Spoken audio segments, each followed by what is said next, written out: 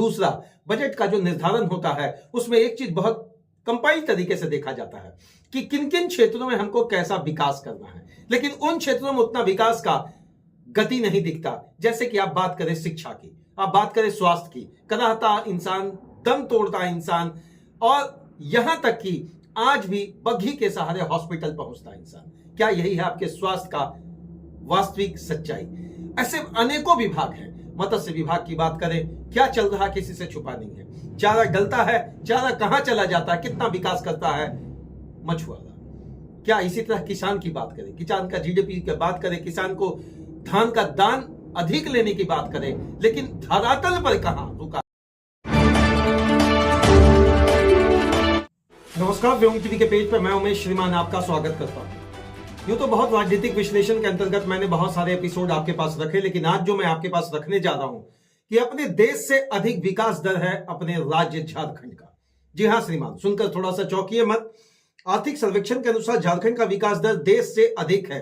अगले साल 7.7 मापा गया। 2024-25 की जब आप बात करें तो 2023-24 के 7.1% से क्रॉस कर 7.7 आ गया।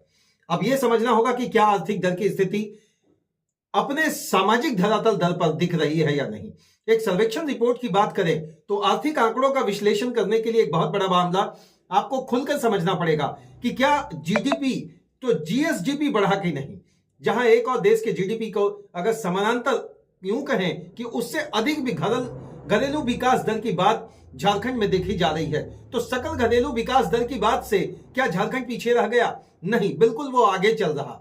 अभी 2023-24 से निकलकर 2024-25 के सर्वेक्षण से स्पष्ट हुआ है कि विकास दर बढ़ा है, लेकिन क्या प्रति व्यक्ति आय बढ़ा?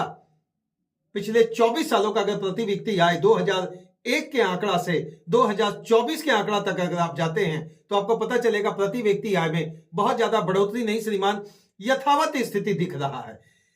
6.8 का आंकड़ा को अगर आप परसेंटेज वाइज में समझने की कोशिश करेंगे तो झारखंड विकास की दर में बहुत तेजी से बढ़ा। 6.3, 6.8, 7.1 और 7.7 का आंकड़ा तक तो पहुंच गया, लेकिन झारखंडियत की बात करने वाले तमाम नेता का राजनीतिक विकास हुआ कि नहीं, उनका अपना आर्थिक विकास हुआ कि नहीं, लेकिन इतना तो तय है क्षेत्रीय विकास का मामला और पैमाना क्या आप निर्धारित करेंगे।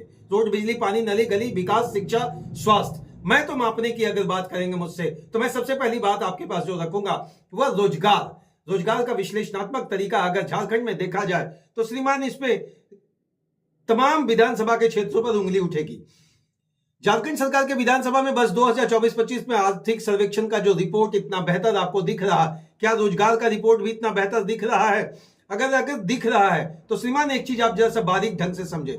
रिपोर्ट के मुताबिक झारखंड का विकास दर देश के विकास दर से अधिक हो गया। नंबर 1, अधिक तो जरूर हो गया, लेकिन प्रति व्यक्ति आय की बात करेंगे तो महज हम बिहार और यूपी से ऊपर वाले पायदान पे, मतलब अभी भी हम 25 से 26वें स्थान पर हैं श्रीमान। हमारे से नीचे केवल बिहार और केवल उत्तर प्रदेश। आप कहीं कहीं जगहों पर अगर आंकड़ों का अगर देखें बहुत सारे अलग पोर्टल पर तो आपको मिल जाएगा कि मणिपुर को भी पीछे दिखाया जा रहा। आखिर गलती कहां हो गई?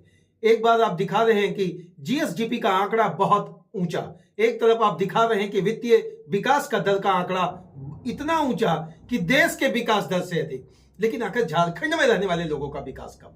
झारखंड में रहने वाले कहने वाली बात जाएगी आदिवासी मूलवासी, यहां जो रहने वाले व्यक्ति है, प्रति व्यक्ति आय की अगर गणना करें तो श्रीमान आज भी उन्हें मनरेगा पर निर्भर रहना पड़ता है। मनरेगा का 250-300 रुपया मिलने में भी घपलाबाजी जिस तरीके से चल रहा है ये तो आपसे छुपा नहीं होगा। रोजगार कार्ड बनता है, श्रम कार्ड बनता है, आयुष्मान कार्ड बनता है, भोजन कार्ड बनता है, राशन कार्ड बनता है, लेकिन एक कार्ड क्यों नहीं बनता जिस कार्ड के बदौलत वो अपना आर्थिक विकास कर सके। विकास दर का पैमाना यदि आप राज्य स्तरीय मापते हैं, विकास दर का पैमाना यदि आप देश स्तरीय मानते हैं, तो प्रति व्यक्ति जब तक आपका विकास दर का आंकड़ा नहीं बढ़ेगा तो आपको लगता है कि अपने राज्य का आप समुचित संसाधन स्थित राज्य होने के बावजूद भी उन आंकड़ों को संपूर्ण ढंग से आप रख पाएंगे। श्रीमान, जहां कोयला, जहां अभ्रक, जहां पानी, जहां मिनरल्स और कोयले का तो यह बात जहां की पूरा राज्य नहीं पूरा देश चकाचौंध हो रहा, उस राज्य का नाम झारखंड और वहीं अंधेरा। विश्लेषणात्मक तरीका रखने की कोई जरूरत नहीं है। किसी पत्रकार से बहुत बड़ा आंकड़ा लेने की जरूरत नहीं है। अपने रोड से महज 1.5 से 2 किलोमीटर वाले उस गांव में जरा झांक कर देखे, जहां की रोशनी आज भी चकाचौंध नहीं, वो खुद चौंधिया रही है। वहां बल्ब, अगर बल्ब चेक पोस्ट लटका भी है तो बल्ब गायब। अब बोलेंगे कि इसका जिम्मेवार ग्रामीण, इसका जिम्मेवार ग्रामीण, तो ग्रामीण विभाग क्या कर रहा है?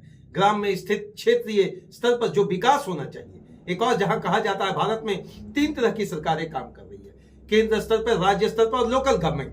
केंद्र स्तर और राज्य स्तर का तो जीएसडीपी और जीडीपी बताते हैं, लेकिन लोकल भी बात आती है तो वहां पर सरकार बिल्कुल मौन क्यों दिखता है, बैकफुट क्यों दिखता है?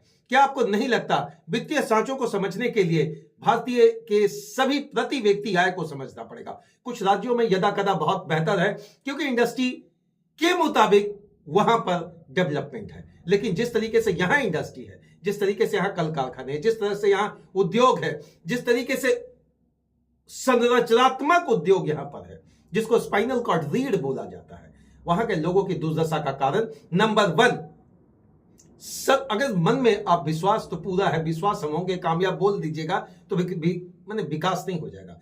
नंबर 1 श्रीमान, जो बजट तरीके जिस तरीके से पेश किया जाता है, मैं उस पर उंगली नहीं उठा रहा हूं, लेकिन उस बजट के बाद क्रियान्वयन तरीका, जो कार्यपालिका की भूमिका होनी चाहिए, विधायिका का सर्वेक्षण भी एक बहुत बड़ा पार्ट है।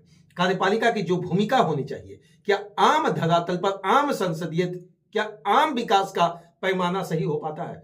दूसरा, बजट का जो निर्धारण होता है उसमें एक चीज बहुत कंपाइल तरीके से देखा जाता है कि किन किन क्षेत्रों में हमको कैसा विकास करना है, लेकिन उन क्षेत्रों में उतना विकास का गति नहीं दिखता। जैसे कि आप बात करें शिक्षा की, आप बात करें स्वास्थ्य की, कराहता इंसान, दम तोड़ता इंसान, और यहां तक कि आज भी बग्घी के सहारे हॉस्पिटल पहुंचता इंसान। क्या यही है आपके स्वास्थ्य का वास्तविक सच्चाई? ऐसे अनेकों विभाग हैं। मत्स्य विभाग की बात करें, क्या चल रहा किसी से छुपा नहीं है। चारा डलता है, चारा कहां चला जाता है, कितना विकास करता है मछुआरा। क्या इसी तरह किसान की बात करें, किसान का जीडीपी की बात करें, किसान को धान का दान अधिक लेने की बात करें, लेकिन धरातल पर कहां रुका रहता है? क्या आपको नहीं लगता है कि ग्राम सभा के माध्यम से जिस तरह ग्राम की योजनाएं बनाती जाती है, उसी प्रकार लोकल जो बात आप रखते हैं कि लोकल सरकार, यह लोकल सरकार आम आदमी के बजट का निर्धारण करने के लिए, आम आदमी के प्रति व्यक्ति के आय को बढ़ाने के लिए भी एक बेहतर संसाधन मुहैया करवाए। बहुत बहुत धन्यवाद श्रीमान। विश्लेषणात्मक तरीका आपके पास जारी रहेगा। इतना तो तय है कि 6.1 से लेकर 6.8 और 7.1 से 7.7 तो पहुंच गया, लेकिन मन में दंश वही रहा कि प्रति व्यक्ति आय झारखंडियों का नहीं बढ़ा, प्रति व्यक्ति आय यहां के रहने वाले लोगों का नहीं बढ़ा, प्रति व्यक्ति आय उन लोगों का नहीं बढ़ा जिनके लिए दतुमन बेचने की बात कही जाती थी, जिनके दशा बदलने की बात कही जाती थी। यूं तो पकौड़ी तलो, मुर्गा पालो, बहुत सारी चीजें बहुत सरकारों के द्वारा कही गई, किसी एक सरकार ने, सभी ने कहा, लेकिन बात वहीं आकर टिक गई। प्रति व्यक्ति आय अगर आपका बढ़ रहा है, नेताओं का बढ़ रहा है, उनके संसाधन बढ़ रहे हैं, उनके विशेषताएं बढ़ रही है, उनका अपना क्षेत्र का विकास अगर उस पैमाने पर नहीं हो पा रहा, तो इसका जिम्मेवार अगर बहुत सारे लोग कह रहे हैं, अपने अपने स्तर पर आप जरूर उसको आलोचनात्मक तरीके से नीचे कमेंट बॉक्स में जरूर लिखेंगे कि वास्तविक स्थिति पर आज आपका झारखंड कहां है, विकास दर में देश से आगे बढ़ने वाला झारखंड आज कहां है, खनिज मिनरल से भरा हुआ झारखंड कहां है। वास्तविक एक ही बात है, हम तो पूछेंगे कि पेज से लगातार मैंने एक बात जानने की कोशिश की है, किसका विकास हुआ? क्या विकास राजनीतिक स्तर पर हुआ, सामाजिक स्तर पर हुआ, आर्थिक स्तर पर हुआ, नैतिक स्तर पर हुआ, दैहिक स्तर पर हुआ? किसका विकास हुआ? अगर विकास हुआ तो आपकी आंख से छुपा हुआ नहीं है। किन चंद लोगों ने अपनी जेबों को भरा और उन जेबों को भरने के बाद बड़ी बड़ी इमारत और बिजनेस खड़ा किया। जोहार झारखंड श्रीमान, मुखरता और प्रखरता जारी रहेगा। कट्टरता के साथ मैंने जिन प्रश्नों को आपके पास रखा है, अब आपकी बारी। आप एक सच्चे झारखंडी हैं और यहाँ के नुमाइंदे हैं, यहाँ का विकास चाहते हैं, तो जरूर नीचे कमेंट बॉक्स में बताएं कि वाकई झारखंड को भीतर खाने कौन लूट रहा है। तब तक के लिए आप सभी को जोहार झारखंड और जय हिंद।